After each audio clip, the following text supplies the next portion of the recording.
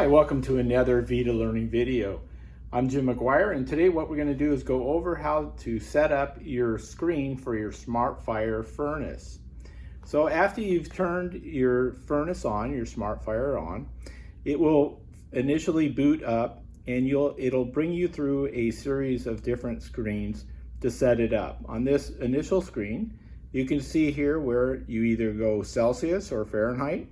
And any of the buttons are active by either using your finger or an instrument like I have. You can toggle back and forth so that you can change any of the formatting as you wish. If you decide later that you want to change the formatting again, you're allowed to do this into the settings program. So we have Celsius or Fahrenheit.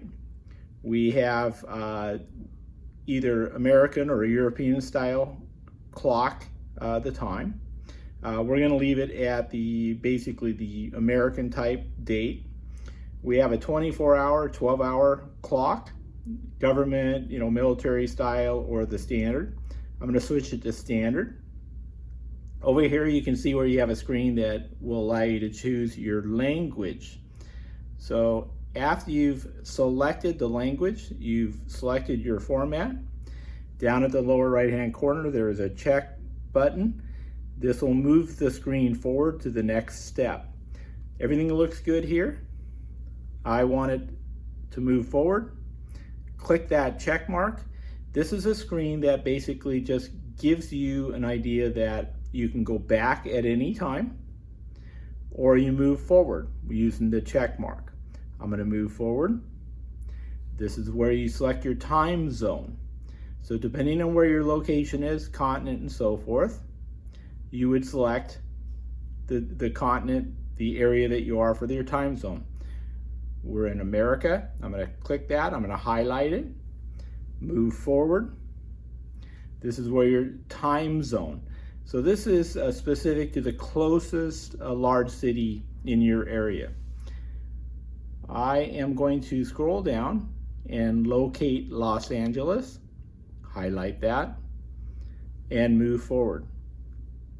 This is the format of the time. This looks correct, but if it was not correct for your time zone, again, you can toggle between the time and the date and change it as you need to, AM, PM.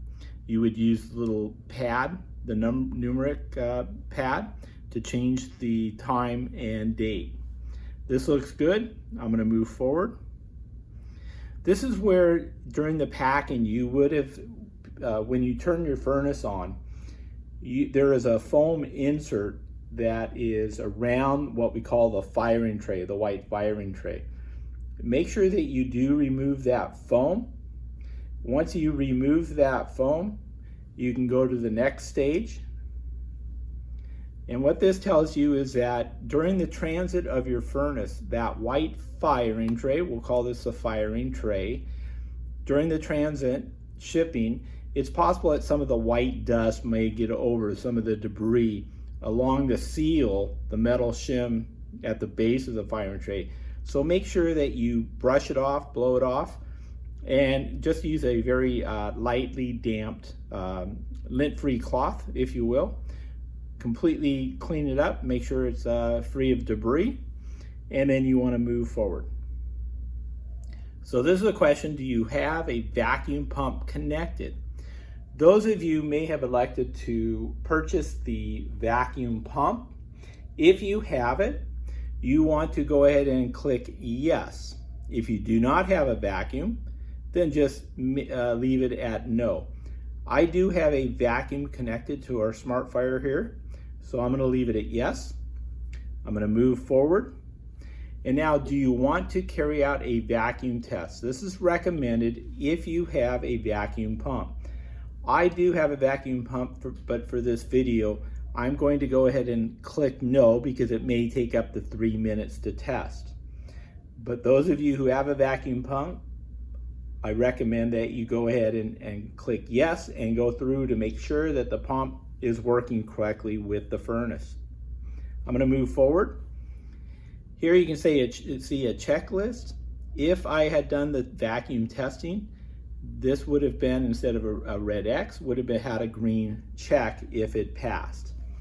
I'm going to move forward. This is where we can add some additional what we call desktop screens. So this whole area, let's call this the desktop. And we have the ability to add some what we call desktop screens. The vPad allows you to have up to 50 screens, 12 firing programs for each screen. So about 600 programs you can have within your vPad of your Smart.Fire. So I'm going to move check. This is just a informational sheet here. I'm going to move forward. And this is where we can select various materials that are defaulted or part of the Smart.Fire profile. We have all of the VITA materials within this that you can select. And then we have some other materials as well. You also have others below this. You can use this tab, pull it down, and then you can look at additional programs there as well. So I'm going to pull this back up, drag it up. I want to have Lumix AC, for instance. This goes on our Ambria. When you tick mark a material, it will bring you to the screen of all the individual firing programs. So you have an option to either select individual programs, or we can also select, if I push the back arrow, you can select so that all of the Lumix AC programs are available. Same with all of these programs, these large tabs here. VITA blocks, if I want VITA blocks, but I only want certain cycles, I can again just select the cycles that you want. I'm going to go ahead and select them all. I'll move backward. I will select all for VITA block. I want Suprinity as well, maybe the Celtra, maybe the Emax. So whatever you tick mark, whether individual programs or the entire portfolio of those materials, they will now be downloaded as a desktop screen. I'm going to move forward. It will go ahead and process. Now it's asking you, do you want to enable auto standby mode? So this allows you so that after a program, it will automatically go into a standby mode for the temperature, for the idle temperature. So whatever that temperature is set at, it will go ahead and close the door and heat back up and maintain that standby temperature. I'm going to leave it at yes. You can also say no if you want to manually do this after each program, but maybe leave it at yes. Go to the next. This is a movie. This actually goes over what we're doing here in this video, but it's more automated.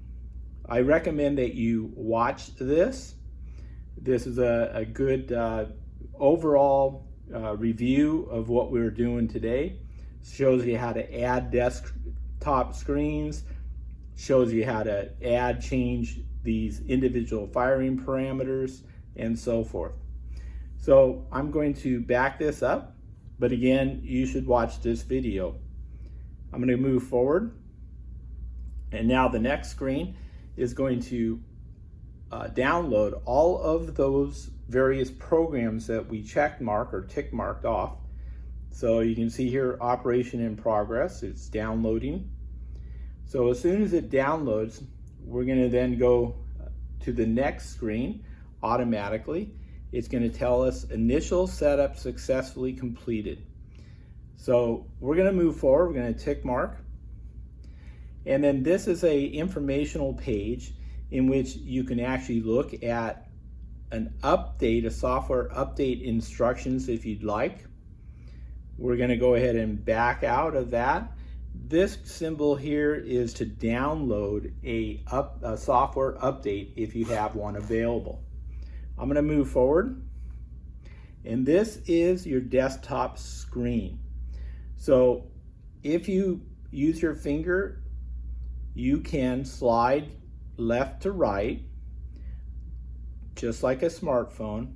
And now you can see all of the various materials that we added during that initial setup. So left to right, you can review your materials, and then we can add, we can substitute, delete, and so forth. Now there's two additional things I'd like you to do. One is, if you look at this empty space here, if you briefly touch on the upper right hand corner, you will bring out this panel. So this panel is the home page, which corresponds to the very first material listed, or the first desktop. This is a file manager to help manipulate different files or actually add additional materials as well. This is your setup or your settings icon. This icon here is one that you can review different working instructions of the materials that we have. If you touch in the lower left-hand corner briefly, this will pull out this panel. This up here shows the current temperature of your furnace. This is your standby or idle temperature, set at 400 degrees. If you want to manipulate your furnace muffle to move up or down, that's what this button is. And then of course this is the off button. So this is the initial setup for the Smart.Fire vPad. Thank you for joining us for this VITA learning video.